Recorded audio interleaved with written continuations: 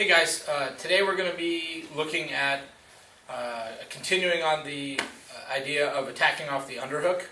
We'll probably be backing out and doing it from an open guard situation today as well. So I'll be showing it off of the closed guard and off the open guard, just so you can get an idea of the versatility of the attack. The first technique that we're going to cover is going to be the Omoplata, and then we'll also be looking at a way that we can use the technique to go to the back and move to a different position when your partner defends in a certain way. Alright guys, so we're going to be reviewing going over the attack off the underhook again today, but we're going to expand on it a little bit. The other day we looked at attacking the Kimura and the reverse armbar. Today we're going to look at the Omoplata, and then we're going to look at an attack to the back. So I'm going to be drawing my knees forward like this, and the cue I'm looking for is for one of our elbows to open either to the top of my thigh or the outside. What I'm looking for is a little crease to be able to sneak this arm under her armpit and go for the underhook. So I start breaking her forward, and I see one of her elbows opens, or both. So this arm's going to shoot through, nice and deep. I like to kind of catch my elbow, the inside of my elbow, right on her armpit right here. And I'm going to clamp down and catch my palms right on her shoulder. I'm going to open my guard, hip escape, and move right here. So I don't just want to pull her down, I want to rotate her forward. I should have some torque going on right here. If I just pull her down, she's going to be able to explode out. If I get some torque and rotation here, she's not going to be able to put her head to the sky in posture. So I'm going to hip escape, and then I'm going to take my left leg, and I want this to follow the path of her spine right here. I don't want it to do this. She's going to have a lot more mobility with her hips if I follow the line of her shoulders right here. I like to step right down like on the top on our glute right here, or lower back, and then my knee should touch her scapula. So I'm going to have my underhook rotating her shoulder, and that's going to be backed up by my knee. So I should have a connection point at her hips and a connection point at her shoulders for this attack right here. So now we're going to look at the Omoplata. So in order to do a good Omoplata, I'm going to have to get up to my elbow right here. I'm also going to have to clear, shift here for a sec, I'm going to have to clear my right leg in this case past her center line. The Omoplata won't work if I can't get this leg to the other side of her head. So sometimes I have to be a little mean here. So I'm going to have this lock on her shoulder, and I'm going to put this frame right on her face and push her away from me and make some room so this knee can come across her center line and replace that frame. So my hand was controlling the distance. Now I have my shin going across her neck and her face, so she can't crowd me right now. I'm still maintaining a grip on her tricep right here with my left arm. So now I have to get up to my elbow to make this work. So I'm going to post up to my elbow, put my hand on the mat, my elbow on the mat. Now I'm going to get up to my hand and put my right hip on the mat. This leg needs to swing now. Lots of people here get really worried about figure fouring the legs. Most of the time when I'm doing an Omoplata, I don't figure four my legs at all. So I'm in the 90-90 position that Mona previewed and that we've talked about before. And I'm going to move from this 90 to this 90.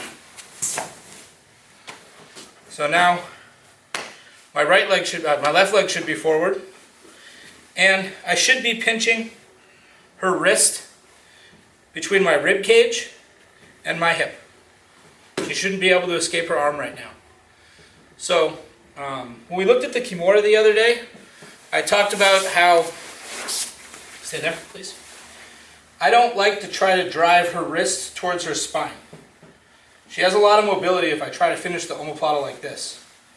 I'm going to use my hip as the driving mechanism, and I'm just going to try to rotate her humerus in the socket of her shoulder. So it should just go like this.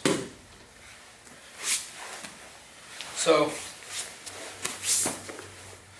I shouldn't have to levitate a lot. I see a lot of people do this with this submission. I start lifting up. I should just move over my left shin like a hinge. I can put my hand on the mat. I can grab her belt. I can get like a shallow underhook here. Those both work. And I just drive forward like this.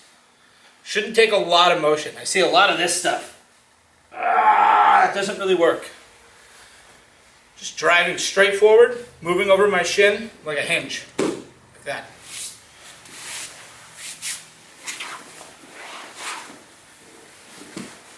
So we're here, bringing the knees forward. I notice she opens her elbow. I shoot the underhook. Gable grip the hands. Right over the shoulder. Rotate. Escape the hip. Controlling her posture with both my hands and legs right now. I'm going to switch my grip, make a claw over her shoulder, and start building a base, standing up. Here. Then moving over the shin like a hinge. Yeah. So that's the omoplata.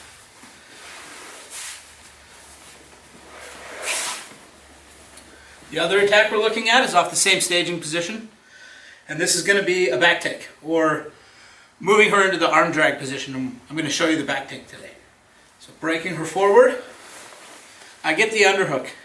Except when I hip escape this time, she doesn't bend the elbow this way like I like to see for the omoplata or the kimura.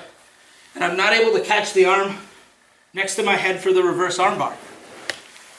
She tries to move this arm back towards the middle. So she's trying to get her arm back. She gets it here. I'm going to reach over and get a grip on our far armpit right here. Same thing as before with the omoplata. We're going to start building a base getting up to our elbow. And my right leg, go ahead and posture up for a second, Mona. Is going to come in and make a hook. The Mendez brothers call this like a twister hook. So it's not, my hook not only goes past her hip, but I also use the top of my foot to kind of make a lace along her lower leg right here. It should be a pretty nasty lever that works against her hip and her knee.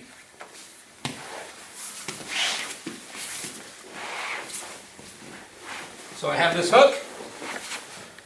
I have the grip on her far armpit.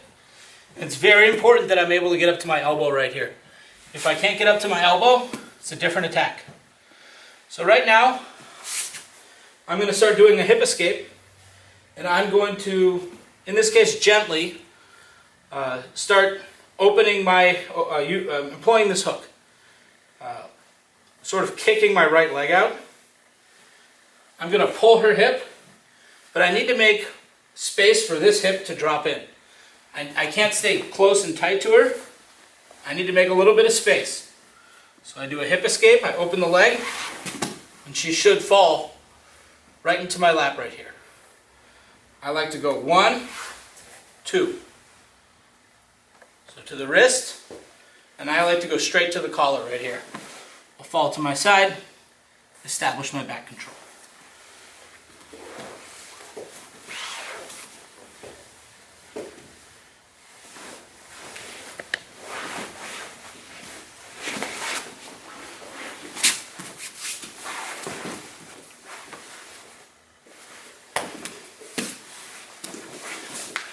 Thanks, guys.